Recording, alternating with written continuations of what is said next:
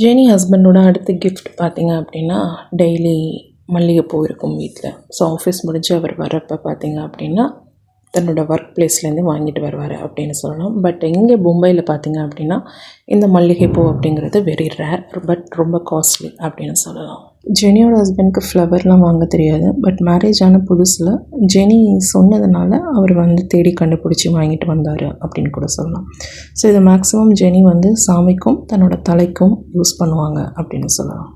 அதே சமயம் ஜெனியோட வீட்டில் இப்போ மாடுலர் கிச்சன் அந்த இன்டீரியர் ஒர்க் அப்படிங்கிறது ஸ்டார்ட் பண்ணுறாங்க. ஸோ அப்போ பார்த்திங்க அப்படின்னா ஜெனி கன்சீவாக இருக்கிற அதே டைம் தான். ஸோ வீட்டில் அந்த ஒர்க் ஸ்டார்ட் ஆகுது, அதையும் அவங்க பார்த்துக்கிட்டே இருக்காங்க அப்படின்னு சொல்லலாம். ஸோ இந்த ப்ராசஸ் பார்த்திங்க அப்படின்னா ஒரு 3 months போகுது. இந்த ஒர்க் பார்த்திங்க அப்படின்னா ஜெனி ஹஸ்பண்டோட ஆஃபீஸில் வேலை பார்க்குற கலீக் தான். ஸோ இந்த பர்சன் பேர் நிசாம். இவர் பார்த்திங்க அப்படின்னா ஜெனியோட வீட்லேயே ஒரு 2 months ஸ்டே பண்ணி இந்த இன்டீரியர் ஒர்க் ஃபுல்லாக எல்லாத்தையும் கம்ப்ளீட் பண்ணுறாரு அப்படின்னு சொல்லலாம்.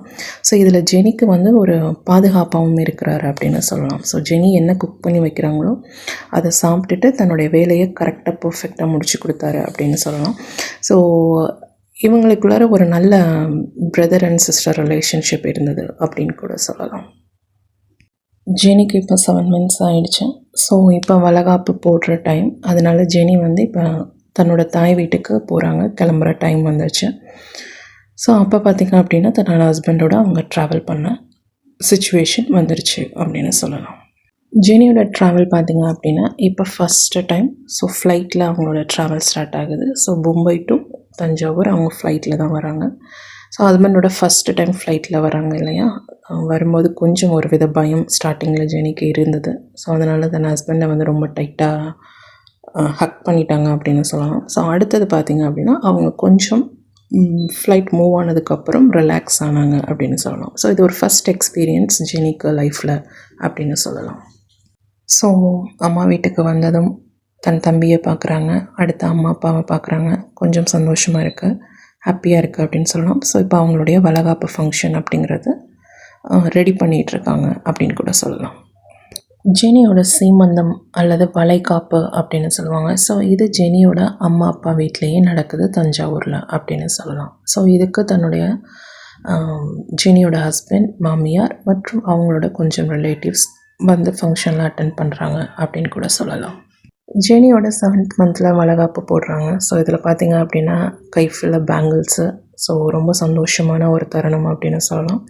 அந்த பேங்கிள்ஸோட சவுண்டும் பார்த்திங்க அப்படின்னா ஜெனிக்கு ஒரு புதுவித அனுபவமாக இருந்தது அப்படின்னு சொல்லலாம். ஜெனியோட ஹஸ்பண்ட் ஜெனியை வீட்டில் ட்ராப் பண்ணிவிட்டு ஸோ தன்னுடைய ஒர்க்குக்கு திரும்ப கிளம்பி மும்பை வந்துட்டார் அப்படின்னு சொல்லலாம். ஸோ ஜெனியோட டெலிவரி டைம் அப்போ தான் ஜெனியோட ஹஸ்பண்ட் திரும்ப ஜெனியோட வீட்டுக்கு வராரு அப்படின்னு கூட சொல்லலாம்.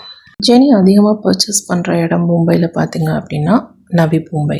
ஸோ வாஷிங் இந்த பகுதி தான் இருக்கும். ஸோ இதில் இந்த ஸ்ட்ரீட் ஷாப்பிங் அப்படிங்கிறது நிறையா பண்ணுவாங்க தன்னோட ஹஸ்பண்டோட அப்படின்னு சொல்லலாம்.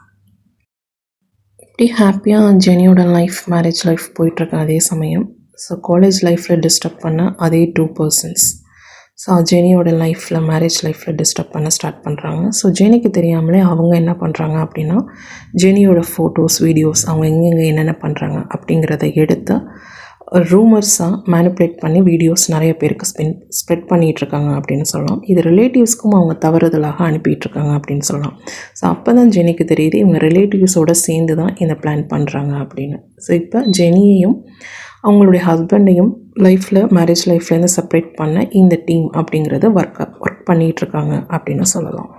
ஜெனியோட ஹஸ்பண்ட் சைடு இருக்கக்கூடிய ரிலேட்டிவ்ஸ், அவருடைய 2 brothers, அவங்க ஒய்ஃப்ஸ் அண்ட் அவருடைய சிஸ்டர்ஸ், ஸோ இவங்களுக்கெல்லாம் ஜெனி மேலே ஒரு ஜெலசி ஃபீல் அப்படிங்கிறது இருந்துக்கிட்டே இருக்குது, ஸ்டார்ட் ஆகிடுச்சுன்னு சொல்லலாம். ஏன்னா 2 பேரும் வாழக்கூடிய அந்த மேரேஜ் லைஃப்பை பார்த்து ஃபேமிலிக்குள்ளரே ஒரு பொறாமை எண்ணம் அப்படிங்கிறது உருவாகிக்கிட்டு இருக்கு.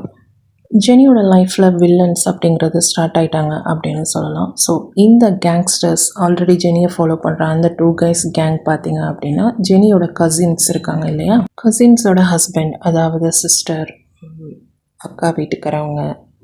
ஜெனிக்கு எல்லாருமே அக்கா தான், ஒரு தங்கச்சி தான் இருப்பாங்க, பெரியம்மா பிள்ளைங்க. ஸோ இவங்களுடைய ஹஸ்பண்ட்ஸ்லாம் பார்த்திங்க அப்படின்னா ஜெனி மேலே ஒரு ஆசை அப்படிங்கிற மாதிரி இருக்குது. ரெண்டாவது பார்த்திங்க அப்படின்னா இந்த டீம்லாம் பார்த்திங்க அப்படின்னா அந்த ராம்சந்திரோட கூட்டணியில் ஜாயின் பண்ணியிருக்காங்க.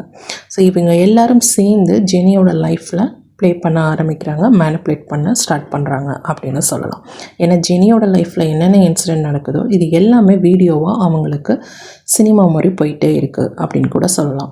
ஜெனி யாருக்கிட்டையுமே பேச மாட்டாங்க, பட் இவங்க என்னென்னலாம் பண்ணுறாங்க அப்படிங்கிற டீட்டெயில்ஸ் எல்லாம் அப் டு டேட் இந்த ஃபேமிலிக்கும் இந்த கசின்ஸோட ஹஸ்பண்டுக்கும் போயிட்டே இருக்குது அப்படின்னு சொல்லலாம். ஏன்னா இவங்க எல்லாம் ஒரு கூட்டணி, ஒரு நெட்வொர்க் அப்படின்னு கூட சொல்லலாம்.